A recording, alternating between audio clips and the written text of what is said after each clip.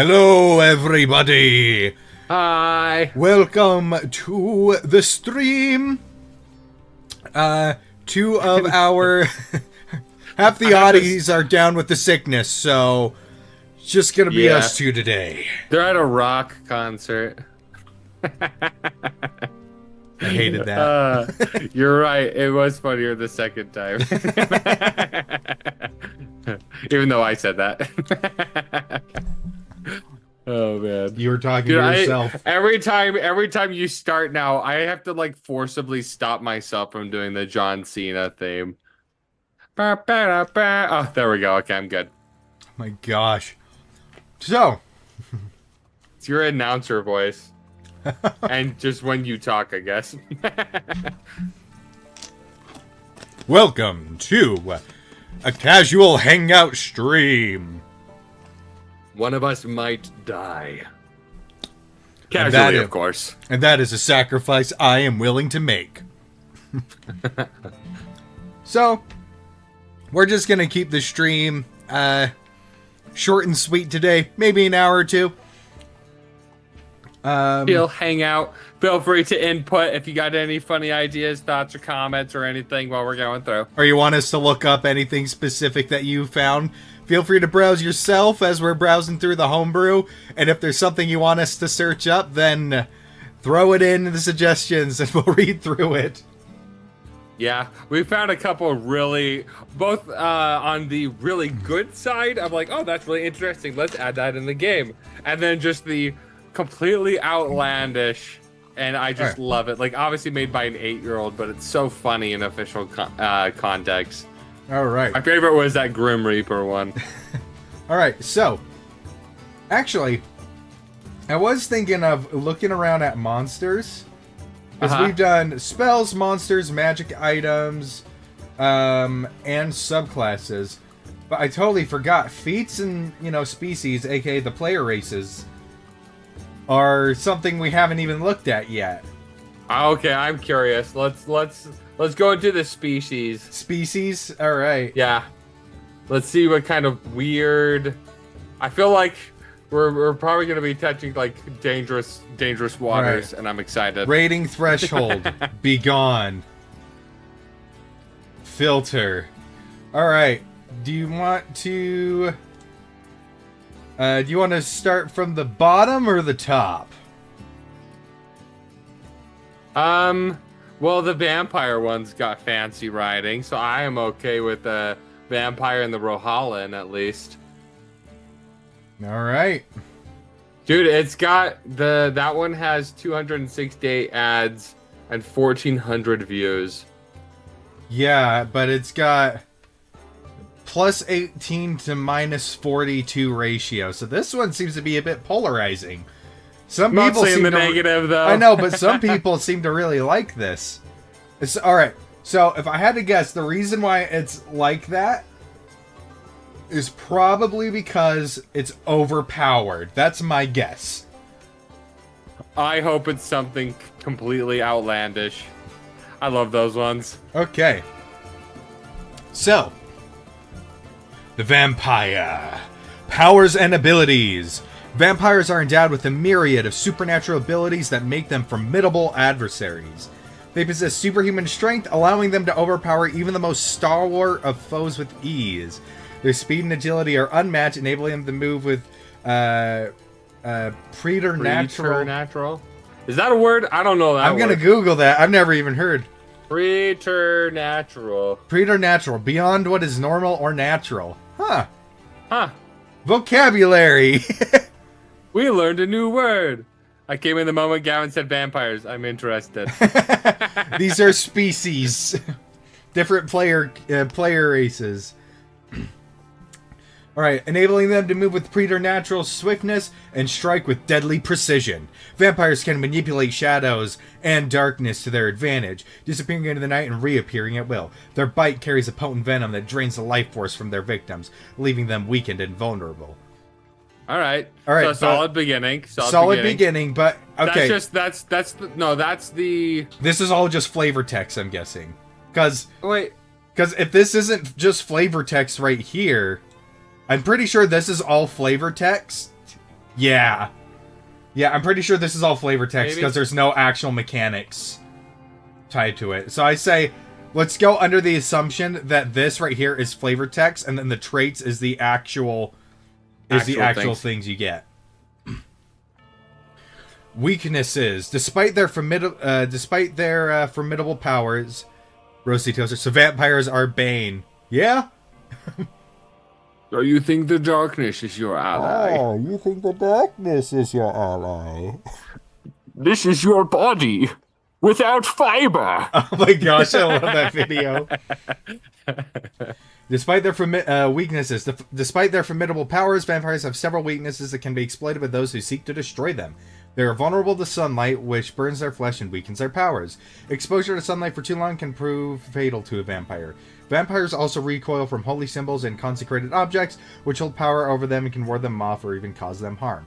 Alright, so far this is written very well.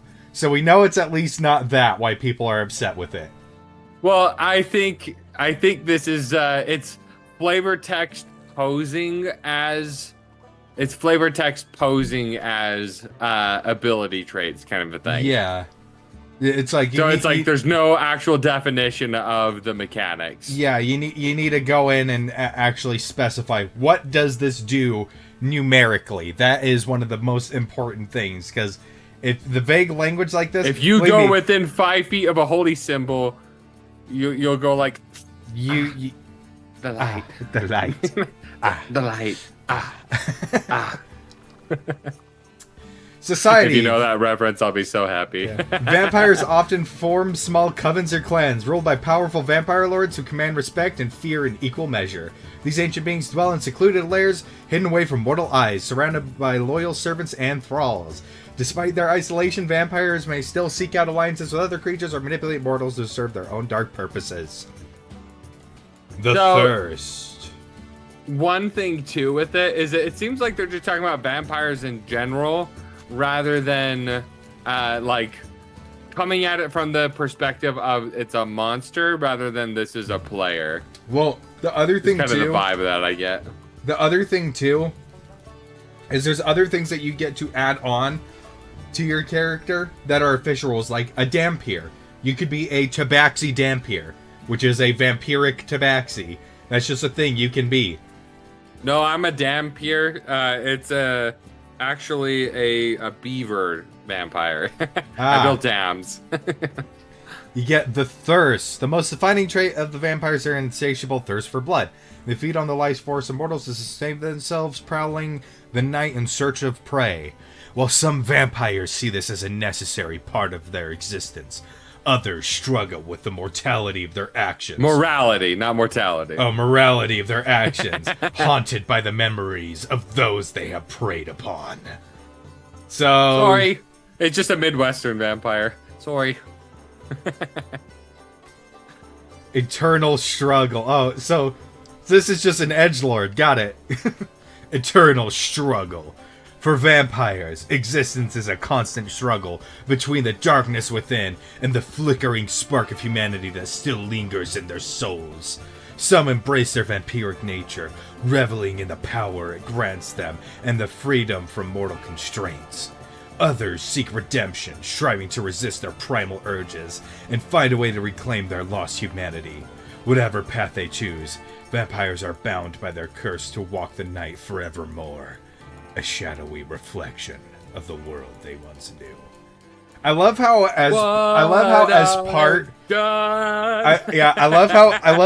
part of choosing this, you have to come with emotional baggage. Dude, that's where you get the backlit shot of him standing, and then it just like pans to the sky, and it just plays Linkin Park. Yeah, no, not the Gremlins song. All right, so I guess those are just some other thing. Those are some interesting flavor things. Here's what you actually get, the traits for it. You get vampiric resistance. Born from the cursed lineage of vampires, you've inherited a resilience against dark forces that seek to unravel your undead existence. Your very essence is suffused with the tenebrous energies of night, granting you measure protection against necrotic harm. In the face of necrotic attacks, whether foul creatures or dark magic, you stand firm where others falter. The chilling touch of death that would rend the flesh of mortal beings is met with defiance as your undead nature forms a shield against its icy grasp. This resistance to necrotic damage is both a blessing and a reminder of your vampiric heritage, a consistent echo of darkness that courses through your veins. Though it grants you a measure of protection in the face of adversity, it's also a reminder of the curse that binds you to the shadows for eternity. Alright, so you kind of repeated yourself right here. And then I see what you're going for. Also, you get necrotic resistance, but you need to do the flavor text. And then below the flavor text it says, you have resistance. This is the mechanic. Yeah, you have resistance. You just need to... I love the flavor text, don't get me wrong. It's very atmospheric, very flavorful, but you gotta just lay it out flat, just like, hey, this is what it does. And then, ability score increase. The Ancient Blood of Vampires courses through your veins, infusing you with the dark power and enhancing your natural abilities.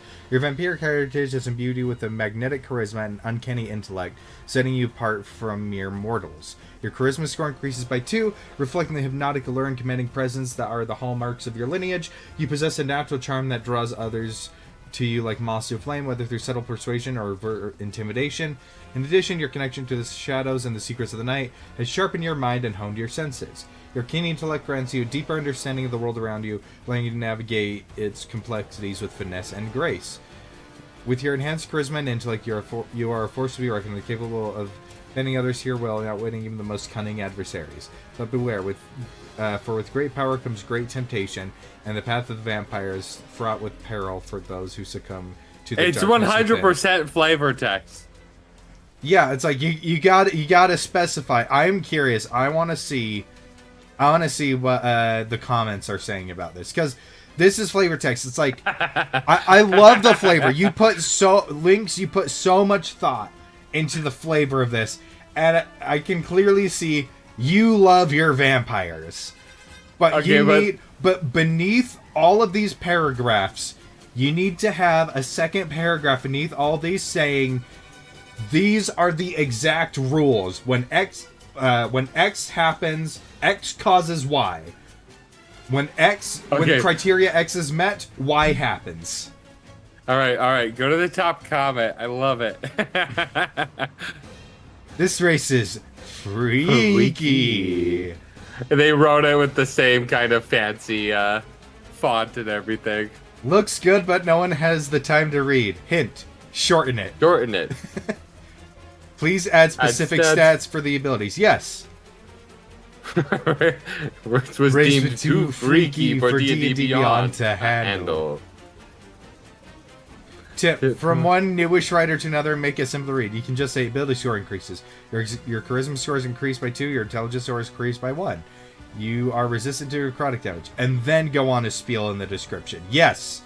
Exactly what Green123HD said. That is exactly what we are saying. You got a solid foundation. Like, people like this, given the fact that you've got over 200 ads for this. Flavor. But, yeah, it's very very flavorful. So it's like, I feel like playing with you, you would be a fantastic narrator. But as soon as we start rolling dice, I feel like you'd struggle a little bit. See, Gavin's here to give constructive criticism. I'm here to poke fun and make jokes. This is Chat GPT, isn't it? Yup. Me trying to hit the word count on an assignment. Be like... Alright, I'm pretty sure that's 1,000 words. I can submit it to the professor. I, too, also agree with what he was saying. All right. Let's just go with some views, shall we? Going off of top views? Oh, gosh. Well, there's already Minotaur. Okay, so views. Minotaur, these are vampire. all really well liked. Wait. There's another vampire here. Let's see this good vampire. Let me turn it. It does have a lot of negative downvotes, though. Yeah, but mostly in the positive. Mostly in the positive. Yeah. It's a net positive for sure. Let's see. The outskirts of a rural city perched on a hillside, a cloaked figure watches the middle-aged man. Wait. You gotta do it in a voice. Ah, okay. We're reading flavor text here. Hold on. I need to find the right. Yeah, this is like spy music. This is the train job. Let's see. Vampire.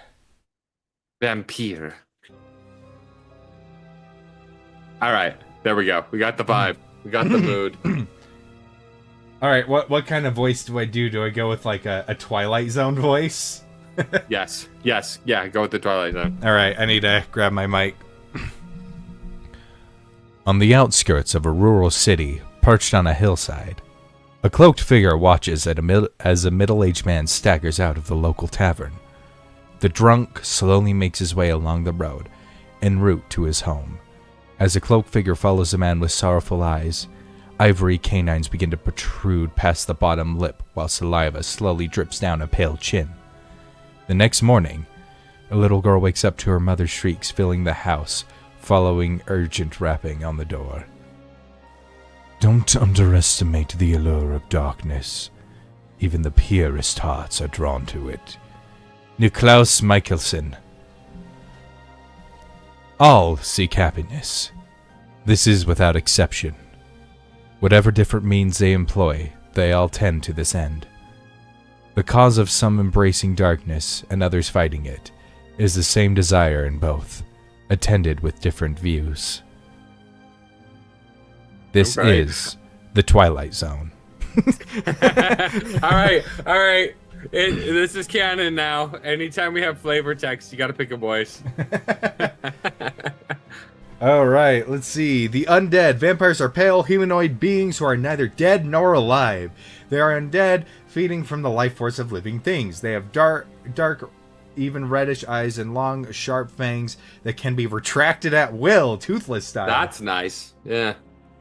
They are known for their strength, speed, and charm, which can be a very deadly combination. Apart from their gained undead appearance, they look very similar to whatever they looked like in life. Unholy creation. Humanoid creatures are turned when a vampire bites it. That creature is buried in the ground and then rises the next night. The result of this process is a vampire spawn, which is not a true vampire. Vampire spawns are pawns of the vampire that turned it and are completely under control of their sire. But if a vampire spawn drinks the blood of a true vampire, then it will become a true vampire like the one that turned it. Of any true vampire? Or just the one that sired them? According to this one. All right. So it looks like you get a bunch of things. So you get a bite attack. Okay, does it show exactly, you Roasty Toaster? Okay, so this gives you a thing like this gives you, this is like a chart, so it explains the abilities down here. Okay. You get a bite attack and it levels up while you do it. I know, but one thing, this right here, better as a subclass. Yeah, this is a subclass that we're looking at right here. So basically, whoever chooses this is going to be really powerful because one, damn, that damage. Yeah, right, just casually. With 66. A multi-attack. You should never get multi-attack based off your race, first off. Yeah. Second, this is a subclass thing. So if this was like a subclass, like a rogue or a fighter subclass, I'd be like, oh, heck yeah, let's go. Or a warlock subclass, that'd be really cool. But as a race, it doesn't. You start out as a vampire spawn, and your patron is your vampire lord. Although Grim Hollow already has one that has that, which we can. Oh, that's true. Which we can read once we finish going through this. Yeah. All right, but yeah, let's keep going through. Let's see what it says. Here's the traits. So vampirism and curse. However, some of the traits that are gained may make one. Wait. Did you read the Forsaken Road? Oh.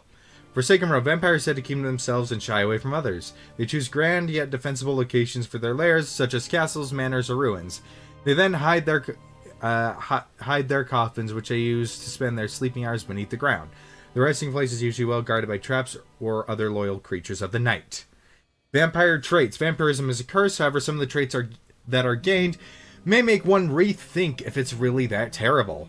Ability score increases.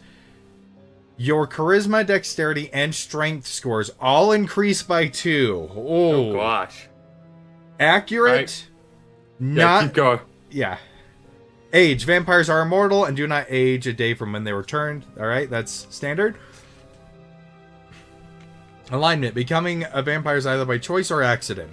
A pious man seeking immortality, or an elf desiring power to rule, are some scenarios that can turn one into a vampire. Or even a half-orc being in the wrong place at the wrong time could turn into a night of newfound immortality. No matter how one came to be a vampire, after some time of dwelling in darkness, evil might be the easiest thing to cling to. However, with strong enough will, one could maintain their values and remain the alignment they had in life. So evil is... So that's saying, do what you want, but evil is the easy path for a vampire. It's the optimal route. Dude, you're going lawful good vampire? Dude. Oh, that's just so suboptimal. Are you even gonna bite this orphan or what? Are you even running Great Weapon Master on that build? Ugh. The nerve. Alright, I got the Great Fang size, Master. No change in your size. Speed, your base walking speed is 45. Also extremely strong. Very high, yeah. Superior dark vision, that is pretty standard. A child vampire would be tragic, messed up, and so much fun. Yeah, don't get any ideas. No, get the ideas. That sounds like fun. All right. Oh no, the superior dark vision is overpowered. You can discern color in the darkness. Gotta nerf it. Too strong. Gotta nerf it. Yep. All right. Too much. Undead. You are an undead creature. Necrotic damage does not affect you. Okay. That is... So you have immunity. You're immune. That is really powerful. You also need 1 ration of lead every 5 days or your body begins to cease functioning. Okay, that's pretty forgiving. On the 5th day without blood, the vampire is unable to heal and takes 1d20 of damage every hour and rolls disadvantage on everything. If the vampire drops to 0 hit points from this, they are paralyzed until force-fed blood. They then regain 1d20 hit points taken from loss of blood and no longer roll disadvantage. That is... Okay. I like that. That is really cool. Because then you have to actively be drinking blood, and if you're going somewhere... Man, I could use it for a certain Mortally Grey home campaign I know of. Oh my gosh. Oh no. That would be awesome. I agree. Oh, but I really like that negative drawback. It forces you to play into the, I have to drink someone's blood. How am I going to pull this off? Meanwhile, the barbarian, I got you. That'd be the boring way to do it, though. I don't want to be like, no, I can't hurt you guys. I have to go drink from a random person. What you do is you just make sure they don't know you're a vampire for a long time. There you go. All right. Compulsion. The vampire can control the mind of another simply through eye contact. Target must succeed on a DC 17 Wisdom saving throw or be compelled by the vampire. Compelled beings usually DC 17, just right out the gate. The compelled beings usually follow the instructions given to them to the best of their ability and are willing subjects to vampires' bite attack. Some species of naturally occurring herbs can prevent compulsion. Okay. All right. So let's take a look at these abilities so far, so we don't have a mountain to go. Yeah. Right. Okay. This is really cool, but the main thing is it should not be a playable race that you just choose, because as a playable race, this should just be its own. This should not be a playable race. However, one thing I think would be awesome is if the DM and every single player at the table is cool with it, you could kind of take the Grim Hollow becoming a vampire rules and apply it to this. So this shouldn't be a race that you choose at the beginning. This should almost be like a homebrew feat. A homebrew feature. That you gained. Kind of like in Baldur's Gate, all the characters have a unique extra thing that they can do on top of their class. You know, Karlak can do extra fire damage when she slots in the soul coin. And that's the only one I know. Astarion has the vampire bites. Oh yeah, I guess that's true. Yeah, Astarian's the vampire. They all have like extra things that they do on top of their class. So I'm thinking this should just If be... I were to change it, it's say if we had this one, but then just switch it up a little bit, I would definitely decrease the ability scores. Just have the new rules where it's just pick what you want. And then I would not put vampires are immortal, because then they're like, no, I can't die. I'd be like, no, you can't die from old age, specifically, is the wording I would change. Just like how druids can't, once you reach a certain level. And then decrease the walking speed. I would definitely make them just a little bit faster. Maybe like add +5 to whatever. Yeah, 35. Yeah, 35 to, or I would just say add +5 to whatever base race you chose, kind of a thing. Or, because it says you are, so I guess technically you're 2 races if you pick this. Yeah. Because you're whatever you were and you're this. Yeah, which is already why the Dampier and the Arisen, or whatever they're called, are I can't die. usually I bad. an immortality potion over for my other campaign. Oh my gosh. Fine, I'll tell a story. So yeah, and then the other thing, if you really want this compulsion thing, don't make it a flat number. Give it a scaling DC that will go up as they level up, based off it's like a spell save DC. All right, back to it. Languages. You know the languages known in life. Sunlight hypersensitivity. Honestly, what I would do is just give them a free cast of command. Yeah. Because of the corpse a vampire resides in, sunlight burns any skin it comes in contact with. A vampire takes 20 radiant damage when it starts its turn in sunlight. While in sunlight, it has disadvantage on attack rolls and ability checks. Okay? That's neat. That just sounds like not fun to play. Unless you're in a like underground campaign or something. Yeah, that's why I forego the sunlight disadvantage on drow players, because it just sounds not fun. Forbiddance. Luckily for every living creature, a vampire cannot enter a residence without an invitation from the owner. Okay, that sounds like some fun creative roleplay. Yeah, but then it's like, what counts as a residence? Sorry, you can't go on this dungeon crawl. The big bad didn't give you permission. Wait outside while the rest of the players play the game. Have the laws of the land, you know? Yeah. Stake to the heart. Actually. Let's see. If a piercing weapon made of wood is driven to the vampire's heart, the vampire begins to desiccate and is paralyzed until the stake is removed. However, if this happens when a vampire is at 0 hit points, they spontaneously combust and are destroyed. The soul of the vampire leaves the burning corpse and seeks its final resting place. It may be captured and used as a component to a spell. I think if it's a recognized establishment, it counts. Yeah. And then you get... By who, though? By how many people? What's the requirement? Yeah. All right. So first you get... so these are the ones that Are will get... squatters protected? Well, I guess it's still the residence of somebody else. Yep. It's a residence. Oh, dang it. I don't get to eat you. All right. So, vampires learn these as they become better acquainted with their new immortal form. Bite. At first level, you can use your sharp fangs to inflict damage. One willing creature or creature is grappled by the vampire, incapacitated, or restrained. On a hit, it does 2d6 plus dexterity, piercing damage, plus 2d8 necrotic damage.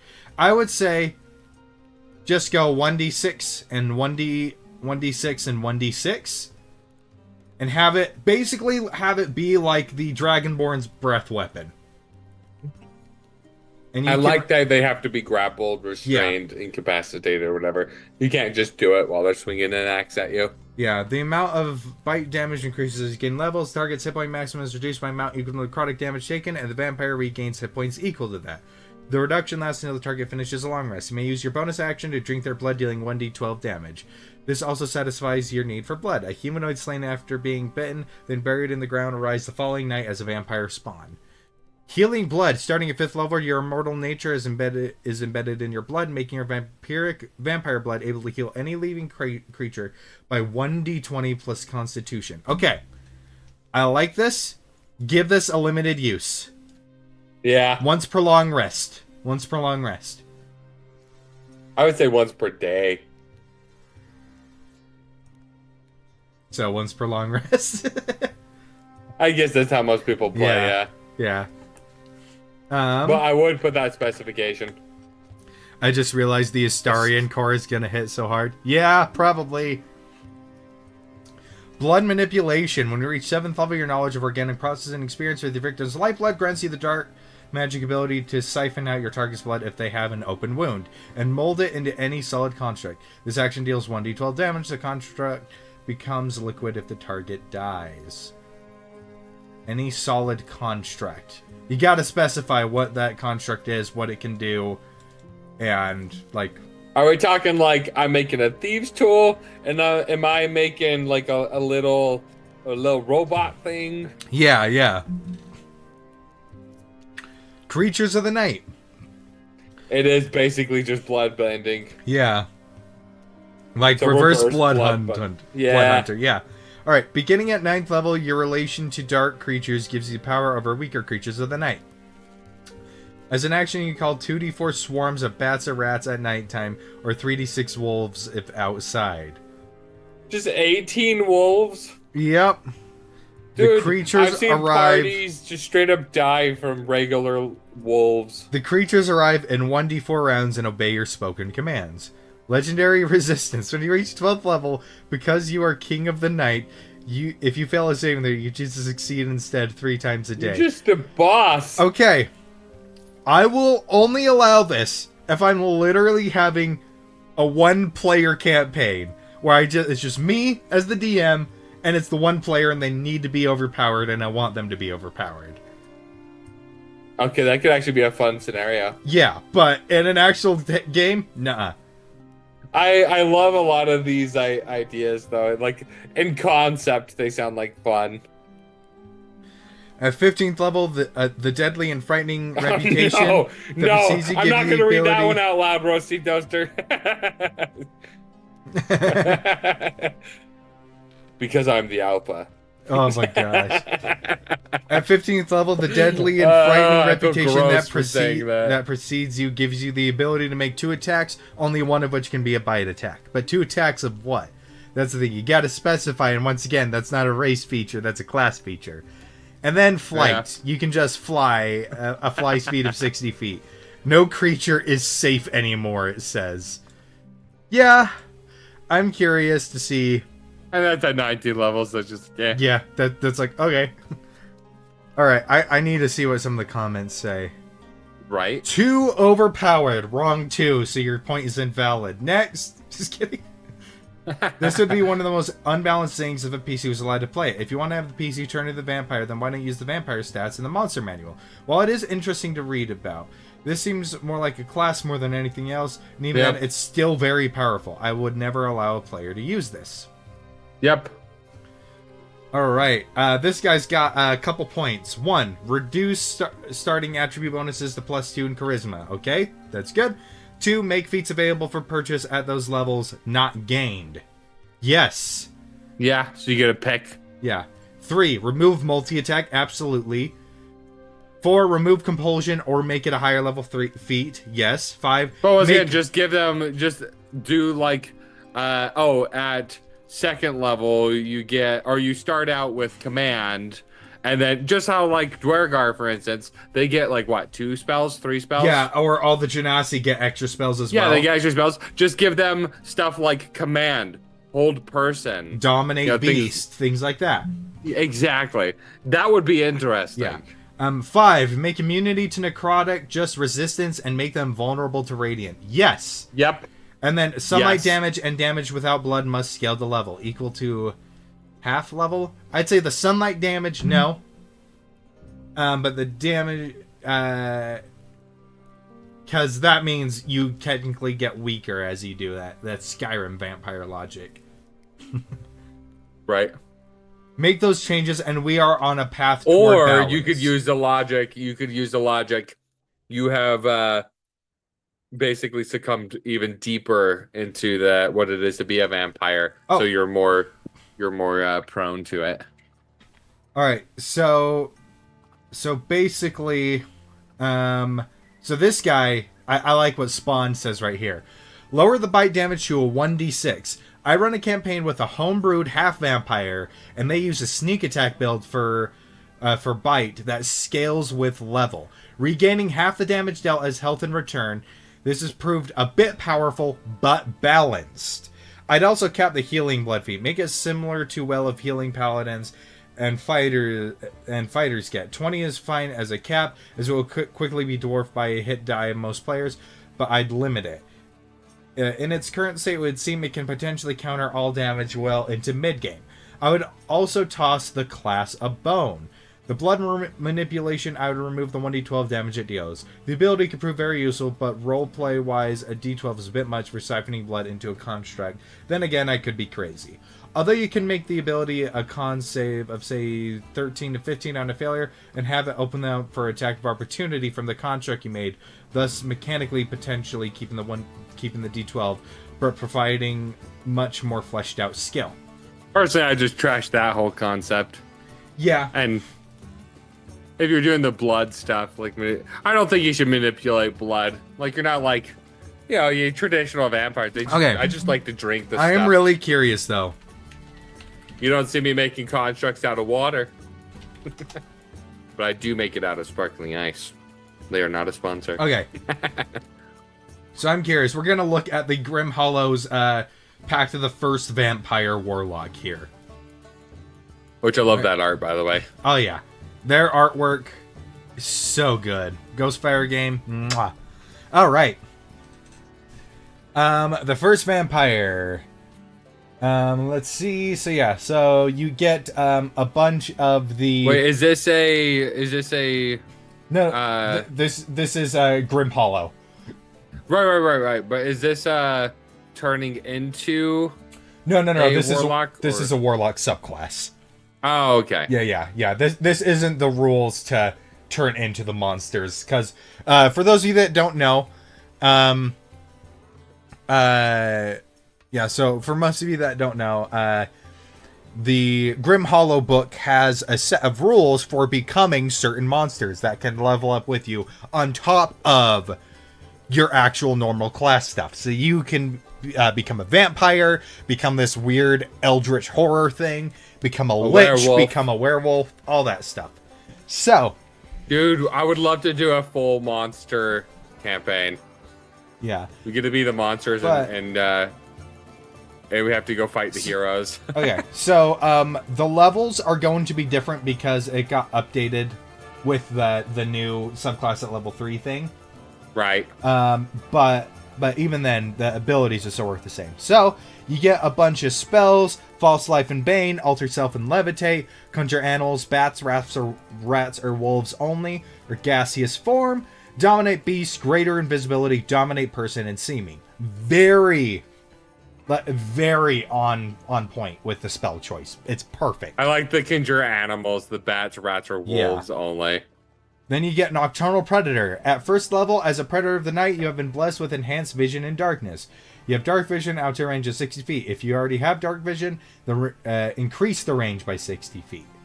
So you could be a drow vampire one with a dark vision of out to 180.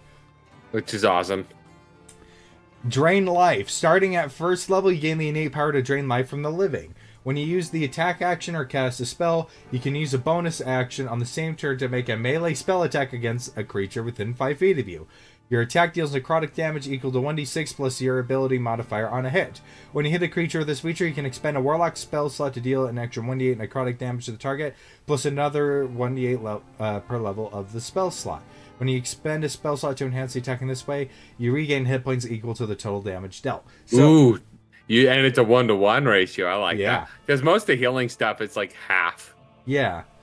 Then you get Creature of the Night. At 6th level, you can use your action to cast Polymorph on yourself, transforming into a bat or wolf. While you're in either of these forms, you retain your intelligence, wisdom, and charisma scores. Interesting. I like that. You can use this feature a number of times equal to your charisma modifier, regaining all spent uses upon completion of a long rest. So this one is just cool. It's not really powerful in a combat sense. How long does polymorph last?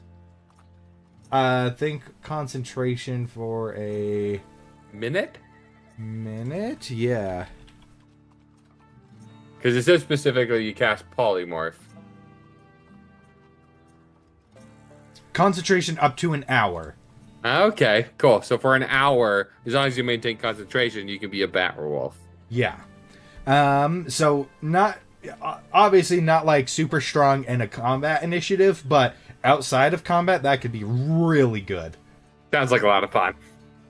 You could get up to a lot of shenanigans with that. Yeah. And then you get Eldritch Appetite. Starting at 10th level, when you reduce a creature to 0 hit points with your life drain feature, you can use your reaction to consume the last of their fleeting mortality. When you do, you regain one of your expended packed spell slots. Once you use this feature, you can't use it again until you finish a long rest. Okay. That's really cool. Use that as a way to get back spell slots. All That's nice. And then you get... Vampires and werewolves. You're mixing vampires and werewolves. Eternal Night. At 14th level, your vampire patron grants you a taste of true mortality. You no longer age and you gain resistance to necrotic damage. Additionally, once per long rest, you can use a bonus action to gain the following effects for 1 minute. You regain 1d6 hit points at the start of your turn if you have at least 1 hit point and aren't in direct sunlight or running water. When you take radiant damage or damage from holy water, this trait doesn't function at the start of your next turn. When using your Drain Life feature, you can use it as if you were expending a first level spell slot. So for 10 rounds, you get the upgraded version of it. Okay, so you just go full vamp. This is cool. No, it says you can use the first level of it, but it says as if you were expending it. Does that mean like without consuming it? No. Yeah, without consuming it. So you'd be dealing 1d6 plus 1d8 and healing for that every turn for 10 rounds. Okay. So yeah. So if you multi-class and got multi-attack, that'd be fun. Go in and do that. You get the 2 hits, so that way you're doing the melee up front and melee. And then that way you can be constantly doing Drain Life as you want to. Yep. I like it. But yeah, let's see. But yeah. I think I've had enough of vampires, though. Yeah, same. Hey, it's damp here. Alright. Page 5.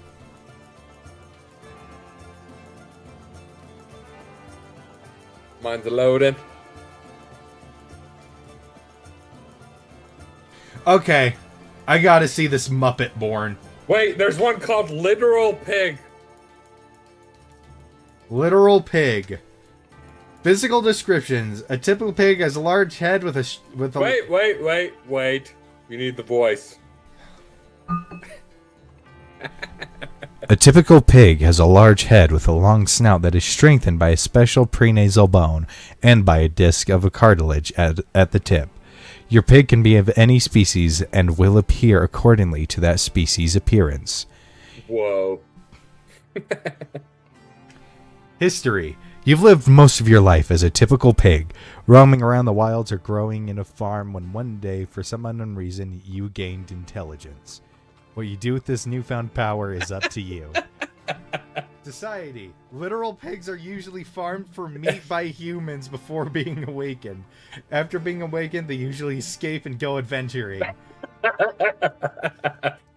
Literal pig names. Literal pigs usually have names given to them when they were cared for by humans, but wild pigs or pigs that wish to reject their past lives typically don't have names. Literal pig traits. A literal pig has been gifted with intelligence. Ability score increase. Your int score increases by 2 and your con score increases by 1. Languages. You can speak, read, and write one language of your choice. Brother, may I have some oats? No, brother. Bite attack. When you make an unarmed attack, you may make a bite. The bite only requires your mouth to be unrestrained and empty. Yes! And does someone could just be Waddles. Can we get Neil deGrasse Tyson to voice this character? And does 1d4 plus strength piercing damage if it hits. Pig disguise. You have advantage on deception charisma checks when trying to pass as a normal pig as long as you're not wearing or carrying noticeable items. Animalistic instincts. You gain proficiency in survival wisdom checks. Scraps eater. You can spend 1 hour to search for enough food to feed yourself for 1 day wherever you are. Pig's conditions. You are always under the effects of the spell Speak with Animals. So you can just talk to animals. That's awesome. You do not have hands or arms and such cannot carry things very effectively. Anything that affects hands or arms does not affect you, as you have none. You have 4 legs and feet. Anything that affects legs or feet affects all of yours. You're quadrupedal, and have your speed reduced by 25 feet when on 1 or 2 legs, reduced by 15 feet when on 3 legs, and obviously reduced to 0 feet when on no legs. You are immune to being knocked prone, as you are always on all 4s. You ignore the somatic components of spells as you have no way to perform them, unless the spells require specific expensive items, in which you may use your mouth to carry the components. Spells that cause something to appear in your hand either cause it to appear on the ground in front of you or have no effect.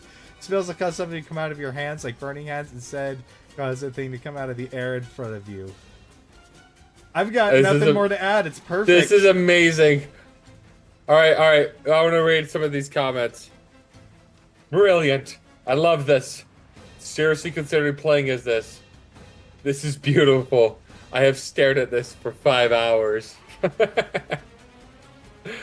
Oh my gosh. This is the best race on D&D ever, the pig. One small note, where you say species, you meant breed. Pardon my brutishness, friends. I feel I must destroy this riverbank.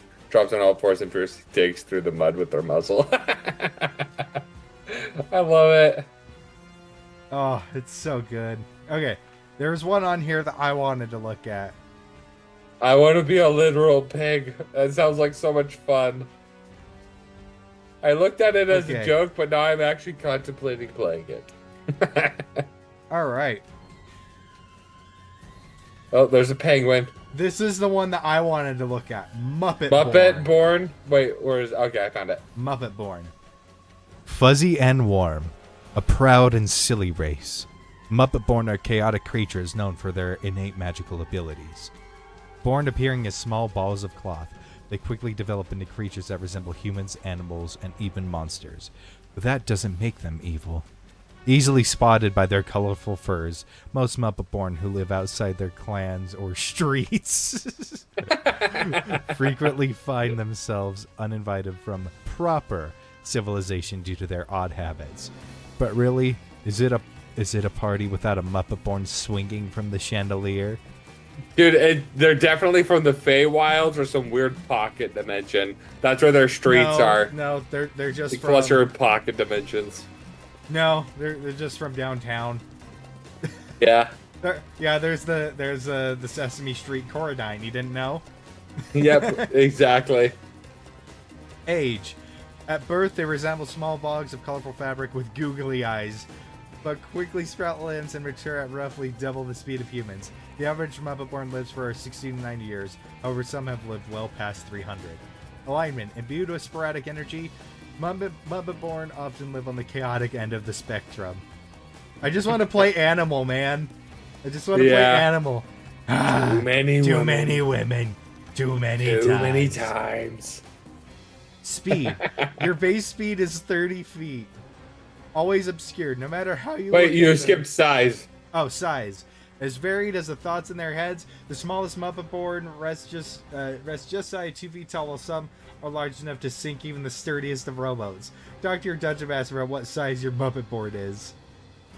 Like it? Alright, always obscured, no matter how you look at them. A Muppet-born's bottom half is always out of view. It is said that even when one stands in the middle of a field, the earth will rise up to meet them. For this reason, they are always considered to have half cover and receive a permanent +2 bonus to AC. That's amazing. The hand. Muppet-born mythology speaks of the hand inside each of them. They innately know the cantrip Mage Hand. However, the floating hand can only lift up to 5 pounds and move up to 5 feet per character level. Nom nom nom. Muppet-born absorb the energy from food without ever having to swallow it. Cloth and color. All Muppet-born know the cantrip mending, and once per long rest, it can be used to heal 1d8 hit points. This increases to twice per long rest at 5th level, and 3 times at 10th level, 4 times at 14th, and 5 times at 18th level. Nice. Languages. You can speak, read, and write Common, Clothing, and Ventrilo. Subrace. You speak clothing. Subrace. 3 main subraces of Muppet-born exist. Hand of the Monster, Hand of the Grouch, and Hand of the Animal. Pick one for your character. I want to be hand of the animal. I'll be Hand of the Grouch. And then ability score increase. Your Constitution Dexterity increased by 1. Alright, let's get into the subraces. Oh, yes, yes. Hand of the Monster. The Hand of the Monster allows you to become a great utility in battle. Charisma score increase. +1 charisma increase. Yay! At 3rd level, you can perform the Mighty Roar of the Monster as a bonus action once per short rest. This gives you a +5 bonus to the next attack of each of your allies within 60 Gosh. feet, as long as they do so in the next minute. Additionally, any ally that makes a Wisdom or Charisma saving throw in the next minute does so with advantage. Yay! Yay! Alright, here's Hand of the Grouch. The Hand of the Grouch allows you to utilize your experience in living in trash cans. Strength score increase. +1 strength increase. Garbage can, not garbage cannot. At 3rd level, you've learned to hide, fortify yourself amongst the lowest society, and gain proficiency in medium and heavy armor. Additionally, you do not make stealth checks a disadvantage while wearing heavy armor if moving at half speed or slower. Wow. Finally, you gain advantage on stealth checks if blending in with filth or garbage. Oh my gosh, so far I would totally pick the Grouch one. Yeah. That's awesome. I want to be a sorcerer that can have a heavy armor. Alright, and then Hand of the Animal. The Hand of the Animal allows you to befriend the beast you can resemble. Gives you +1 to wisdom, and you get one of us. Many Muppet-born resemble animals. From birth, they have advantage on animal handling checks with the animals they resemble and can communicate with them. At 3rd level, they can communicate with similar types of animals and can also cast Beast Bod once per short rest without using a spell. Wow, once per short rest, too. I love this. Like, this would be so much fun in just this. Hold on. There's stories of some Muppet-born that their legs are in full view. There's a yellow bird-like humanoid and a brown elephant that are both at least 8 feet tall, and some other that have been reported to be at least 9 feet tall. Do you know if these full Muppet-born get the +2 bonus to AC? I love how he went out of his way to write lore about them. Muppet-born mythology speaks of the hand inside each of them. Could you It's imagine? just so well thought out. Could you it's not imagine super going- overpowered. It's just amazing. I'm adding that. I love that. Could you imagine going to a thing like you find this cult and it's like the hand guides us. The hand is inside all of us and it guides our actions. And it's just some Muppet. You're a cleric and you worship the hand. Okay, but just imagine this. A joke campaign where it's just all absurdist and stuff. You're allowed to play this. You go into an arena, and then the arena has those 2 old men commentating on it. The 2 Muppet men. Yeah. And they're just commentating on it. That sounds amazing. Oh, I love it. The 4 people who downvoted this are stupid. All right, page 3. It's amazing. Let's do one more, and then I'd say that'd be good enough for now. All right. Let's do one more random one, and then maybe one more of like the most downvoted one. Yeah, I love the downvoted ones. All right. There's a lot of vampires. Yeah, people want to play a vampire a lot. Ooh, I am actually interested about the Myconid. There's a Myconid one on page 3. Oh, there is? Okay, let's do that one. Myconid. Ranging... Oh. Sorry. Ranging anywhere from 4 to 6 feet, Myconids are brightly colored fungi creatures who come in all shapes and sizes. Their physical features vary greatly from circle to circle, and even within the circles themselves. The inside of a myconid has a soft texture similar to that of a mushroom. However, their bones are near the surface and are hard and have a seemingly metallic feel. Because of their fungi origins, myconids are very light. However, their endoskeleton does contribute something, and they are usually between 20 to 30 pounds, 9 to 14 kilograms. Though they are of a similar height to humans, they are slow to move. However, their tough natural hide makes up for the disadvantage. All myconids have an aversion to sunlight, and most do not wear clothes. I love that you like slowly transitioned to what's his face from Planet Earth. That's what I was going for. Yeah, you got it. A group of fungi humanoids who inhabit the Underdark. Your wisdom score increases by 2 and con by 1. You get superior dark vision. Within 120 feet, we've seen that. Pacifying spores. As an action, you can eject spores at one creature you can see within 15 feet of you. The target must succeed on Constitution saving throw equal to 8 plus your proficiency modifier plus your Constitution modifier, or be stunned for 1 minute or until it takes damage. The target can repeat the saving throw at the end of each of its turns, ending the effect on itself on a success.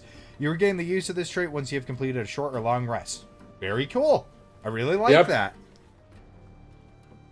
Rapport Be a spores. circle of the spores druid with this. Yeah.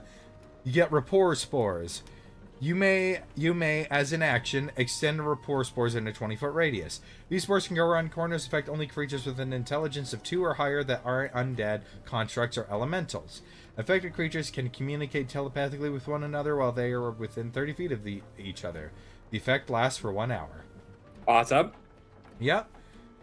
Distress spores. When the myconid takes damage, all other creatures that benefited from the myconid's rapport spores in the last 24 hours within 200 feet of it can sense its pain. That could actually be very useful. That is good. It's way better than a message hearing. Sun sickness. While in direct sunlight, unless otherwise concealed, you have disadvantage on strength, dexterity, and constitution-based ability checks, attack rolls, and saving throws. But that's why I like that they put on there unless otherwise concealed. Yeah, you could just get. So this in other words, it's drape. like I got a hood. I got a. Well, you're a big mushroom, so you just have like a tablecloth that just goes over you. Walk around like Yep. ET. And then languages. You can understand, read, and write common and undercommon, but not speak it. You have to do it telepathically. Okay. This is just dope. I think this is great. Well, and the rapport spores, you can do as much as you want, so you're good. Yeah. I think this is just fantastic. Like, yeah. The one thing that I would do is, the one change I would make is with the rapport spores. I would say, within a 20-foot radius when you cast it, and then your telepathy with them lasts for longer. I would also increase the distance to like a little bit higher than just 30 feet. No, that's what I mean. Have it not just while they're in the radius, but they can basically go and activate it and then do it at greater distances. Yeah, that'd be fun. Even if it was just like, oh, hey, 120 feet or whatever. Yeah, or just give them the ability to communicate normally on top of this. Mm-hmm. But overall, I've got zero complaints about that. That's cool. All right, you wanted it. We're going for it. I can't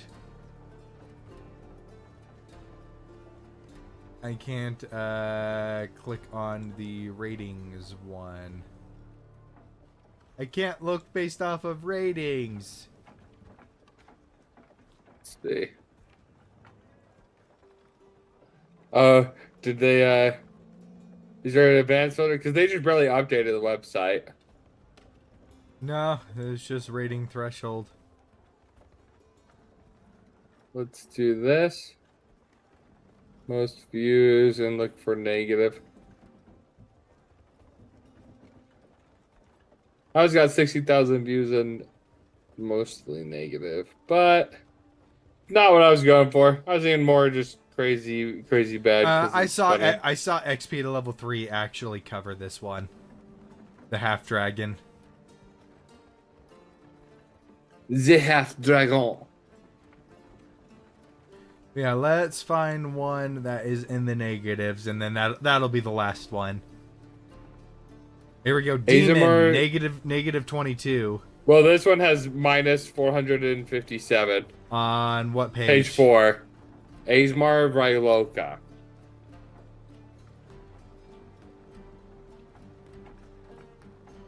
Dang. All right. What's a Vryloka? Let's look that up real quick. Yeah, I don't know what that is. Let's see. Vryloka. Originally humans. Let's see. Ah, they're Shadowfell Raven Queen people. They're like tieflings, but instead of infernal, it's Raven Queen. Okay. So half angel, half death knight, edgelord stuff going on here. All right. A race that is half Aasimar and Vryloka. They are known for their beauty and unnaturally attractive as well. As well as their Coming to a strength. theater near you. Aasimar Vryloka carry the traits of both races to make a formidable and intelligent people. Aasimar Vryloka are primarily of noble birth with very strong family ties. This race has an average lifespan of 200 years or more, physically similar to humans with insightful and a magnetic personality and a capacity to cast supernatural light. They have a celestial and vampiric heritage. Okay, we're back to the vampires. Yep. And have slightly larger canines, but unlike Vrylokas, Aasimar Vryloka are not undead and do not drink blood. However, they still keep most of the characteristics. Aasimar Vrylokas inherit some of the spiritual strength and charm of the Vryloka. They move with blazing speed, 7 square base movement, so 35 feet. Why do they word it like that? I don't know. In addition to It being makes me hard, uncomfortable. in addition to being hard to sneak up on, they also possess an. Hold on, I got that. This is too edgy. I got it. In addition to being hard to sneak up on, they also possess a natural affinity for moving stealthily. In fact, the Vryloka heritage grants them quite a lot of power. Not only are they resistant to necrotic energy, they have the ability to temporarily boost their own vitality when they injure or slay an enemy. They can forsake their class-based utility powers and instead take racial powers that further draw upon their combined heritage. Unnatural vitality allows them to gain a surge in defensive abilities when they kill. Since they have celestial blood, they have no need for the blood ritual to extend their life. This person just wanted to play Vryloka without any of the downsides. You know, I'm gonna be the opposite and say that I have an autoimmune illness. Yeah. My celestial body is eating the Rykul part. Aasimar Vryloka age at a much slower rate than regular humans, so they are resilient and are much harder to injure. They are mortal. Aasimar Vryloka are charged by the powers of good to guard the weak, to strike at evil wherever it rises, and ever it arises, and to stand vigilant against the darkness. From a young age, they are given advice and directives that urge to stand against evil to protect the weak and right wrongs. They tend to be lawful good, even though they have a vampiric heritage. Some have become great vampire hunters and have sworn to rid the world of necromancers. You get +2 to charisma, +2 to strength, +2 to dexterity, +2 to their constitution, +1 to wisdom, +2 to +2 to perception, and +1 to stealth. Why did they write it like that? Like all the other ones are just the base, unless their constitution is talking about like your other personality or something. I don't know. I don't know. That's how it feels to drive a Ford F-150. Oh my gosh. All right. That's how it feels to chew 5 gum. ASMR Vryloka traits. Known for unnaturally attractive beauty, pale to dark brown, emerald gold, silver skin, deep red to black or silver hairs. Eyes can range from pupilless pale white to gold, gray, violet, blue, teal, or topaz. Mine are all of them. Is your hair color rainbow? Yes. This is literally, I'm half demon, half angel, half dragon. It screams this. You probably don't know this, but I'm quite known for my unnaturally attractive beauty. This is my OC, don't steal. Dark vision. Oh, you just get superior dark vision. Well, that's so anticlimactic. Alright. Celestial resistance. You have resistance to necrotic damage and radiant damage. Alright. Healing hands. As an action, you can touch a running creature and cause it to regain a number of hit points equal to your level. Once you use this trait, you can't use it again until you finish a long rest. Okay, pretty underwhelming. Alright. Necrotic resistance. You have necrotic resistance equal to 5 plus 1/2 your level. What? What does that mean? You already have necrotic. What? What does blue mean? What does it mean? I'm gonna out-resist you. You gain one of the I don't think this was made for 5e. Or maybe it was. Because he's saying weird stuff. He's saying 7 movement spaces and weird resistance. You already mentioned necrotic resistance, by the way. What does it mean? A life lead. You gain one of the following benefits when you kill an enemy. You shift up to your speed. You don't get to move, you get to shift, so you gotta shimmy. Just gotta be like, oh, excuse me. You gain temporary hit points equal to 5 plus 1/2 your level. You gain a +2 power bonus to attack rolls until the end of your next turn. Power bonus? So you just get a +2 to attack? So it's whenever you kill an enemy. You get to move your entire movement, and you get a bunch of temporary hit points. You get one. You have to choose one. So you can get a tiny amount of of things, or you can move your entire speed, or gain a +2 to all attack rolls. Or you could get at level 5, you could get 8 temporary hit points. So you could do that.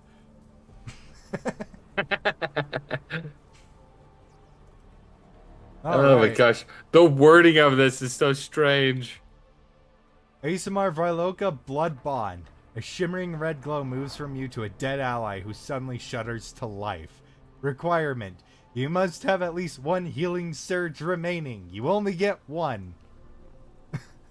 What's a healing surge? The other ability. Oh. You don't have a healing different. surge. That's different. Yeah, that's different. What's a healing surge? Target. 1 ally who died during this encounter as a result of failing 3 death saving throws. That's just how you die. Yeah. Effect. You lose a healing surge and the target comes back to life with hit points equal to his or her bloodied value.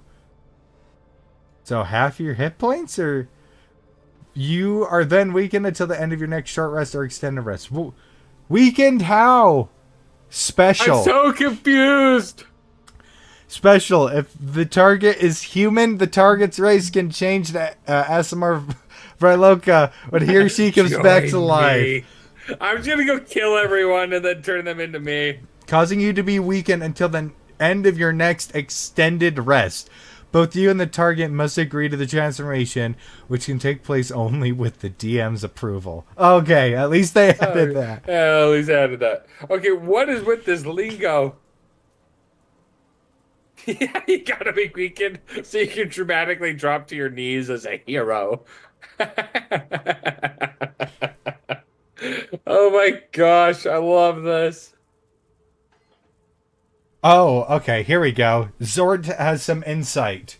This is pretty rough, yo. Hilariously strong and clearly made for the wrong edition, with mentions of powers and designing with the X plus 1/2 level and power bonus stuff. And the Blood Bond ability is more of the same. Revivify from level 1, which relies on a mechanic not found in 5th edition, and imposes a condition not found in 5e either. Yep. This is absolutely terrible, just terrible. What's a healing surge? Well, if you play World of Warcraft, it's a healing spell that the shamans have.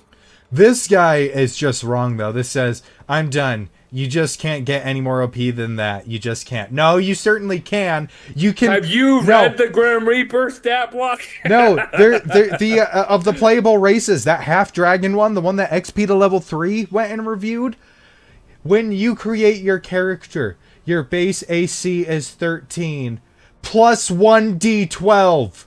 What if you roll a 12? 25 AC at level 1 with no armor. Oh yeah, also your armor will add to the AC. That's pitiful. Have you even read Player's Handbook? Why is necessary? I made some dumb things when I didn't know how to play, but this is horrible. Well, I was searching for bad homebrew things. This is the worst thing I've seen so far. The most infamous I'm pretty sure that homebrew was race Simon ever. Cowell. This is the worst. The worst. The worst subclass or species I have ever Healing seen. surges are an optional rule in the DMG. Okay.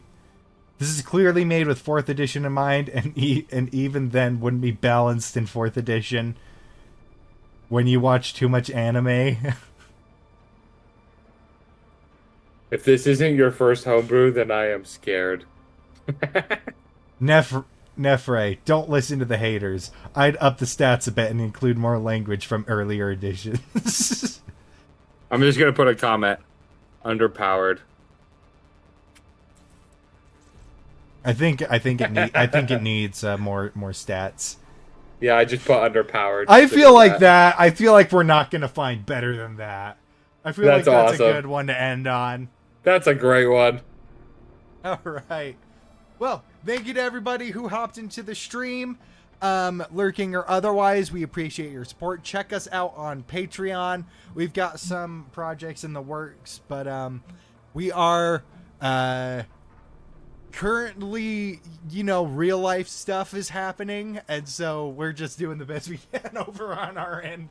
Bunch of random stuff all over. But anyway, I have been enjoying these Hangout streams, though. Yeah. I think they're fun. But don't worry, we've still got stuff in the works. Just life stuff has gotten chaotic for not just us two, but literally all of our players. Literally all of them. So yeah. But don't worry, you'll be seeing more of us as we're coming along. And you can't get rid of us that easily. So yeah, but we are also going to do a quick thank you to our patrons subscribed at the highest tier, the Paragon tier. Thank you, D4Fan and Brennan. Woo-hoo. Your support is very much appreciated. We thank thee for thine service. Now, thy soul may rest forever. Lowly tarnished. No, that's not what you are. You're a vampire. You're one of those vampire things. Yeah, this is just the accidental. Where are you? This and is just I'm the so accidental. sorry. This is just the accidental vampire episode. All right, that was fun though. I like those. But yeah, shout out to Tabletop Audio for providing us with excellent excellent immersive audio to keep things going. And say it, Bella. Go forth, Edward. Say it. Say it, Bella. Say it. You're Heisenberg. You're goddamn darn right. You're Heisenberg. All right. Good night, everybody. Andrew and I are probably gonna be idiots for the rest of the night, so we'll see y'all Hell later. yeah, we are. Bye-bye.